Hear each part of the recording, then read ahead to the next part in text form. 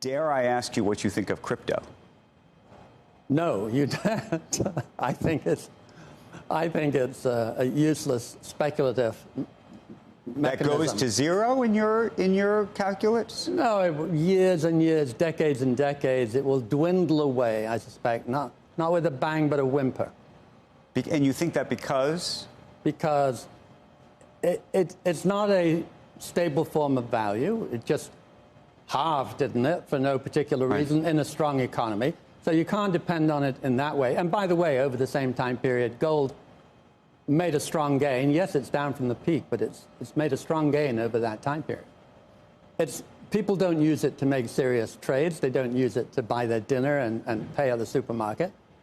So what the hell does it do? What it does is allows crooks to move money around without leaving a trace. Brilliant for them. But so here's the thing. And it's a speculative instrument. Right, so you say that, and people like Jamie Dimon have made that point before, and yet, the other side of that argument would say, tell it to the person who has either made a fortune when they bought it at $5,000 and even today sitting at whatever it is, $60,000, or tell it to the person who should have bought it at $5,000 and is looking at the $60,000. Now it's different if you get to the $120,000. Yeah, one of my colleagues at GMO actually bought it less than $1. And blockchain is a real technology, and there's a lot that will transform the way things are done. Absolutely, but we're not talking about blockchain. Well, we're talking about Bitcoin. We're talking about Bitcoin, which is, and crypto, the whole industry. And I mean, money is nothing. There's nothing that sacred about what represents a form of exchange, and the way that Bitcoin is structured. Fine. There are people that would argue with you that it has a hard asset. Other than the fact that some people have made a lot of money, like a chain letter, what does crypto do? I don't understand the question. What is the use of crypto? It pays no dividend. It doesn't represent an asset you can put your fingers on. There is nothing there. It is just an idea that it will go up in price. If you trust me, it will go up in price. On an island, when shells were used to represent an hour of work, that you got 100 people, each one. A good comparison. This is completely faith-based. No, it represents proof of work. It represents proof of work. You're going to be totally wrong on Bitcoin, too. You're going to be wrong on everything you've covered. Proof of unnecessary work shouldn't be worth a bucket of warm spit, and it will not be. All right. It's only been 20 years so far, so someday you might be right about this. Well, look, Warren Buffett's in the same camp. No, I know, yes, so is Charlie Munger. But you want me to list 10 people that aren't in that camp that are... I'm just suggesting that there's a lot of smart people who also have that view. A lot of smart people who have a different view. The point is, it hasn't outlived a general bull market. We've been in a bull market since March of '09.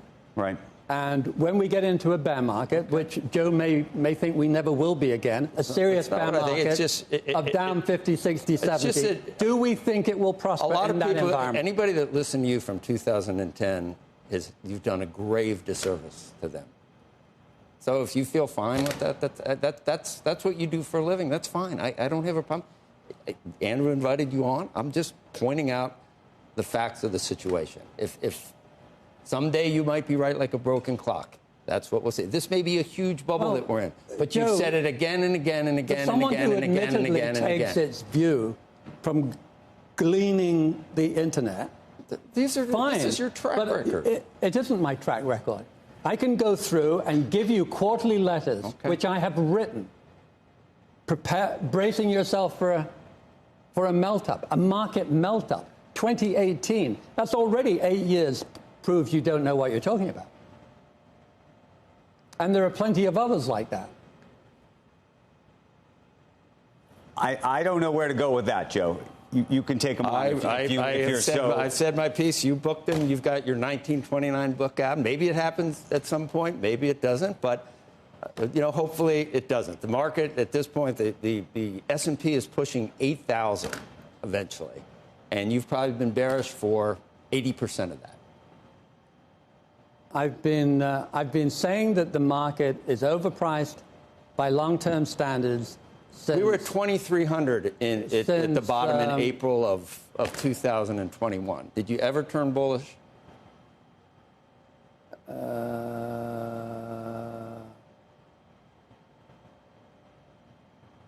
So I rest my in case. the foundation, listen, Look, I don't have an accent game. He's your guest, whatever. But this is the way it is. If you didn't write it, you never said it. Right. Okay? This bullshit from the internet is one thing. If it's in a quarterly letter, I accept responsibility. Okay. The bad news is I wasn't writing quarterly letters in 2021, so I can't point to anything. Right. Viewers can make a decision. I was whether running to our listen. family foundation. I can tell you what that was doing. Right. And By the way, why don't we just do that? I know we got to go. How's the family foundation done? No, I'm just going to give you the opportunity, given the criticism like the rest he's done. of life, it's been hugely cyclical. Up until 5 years ago, it was on a 10-year basis beating Harvard and Yale's endowment. Okay. It was doing very, very well. We were 0 on the database, the top dog. Right. And then we were the bottom dog because we were caught in green tech. Okay. The reason we're caught in green tech is that's our mission. We try and invest our money to encourage new ideas in green technology. And we entered an ordinary bust, Right. which is fine. We counted on that. What we didn't count on is entering, at the end of that, an administration that is so implacably anti-green. Right. And VC companies are not designed to withstand 7 years of tough environment. So it's very tough in the green tech world.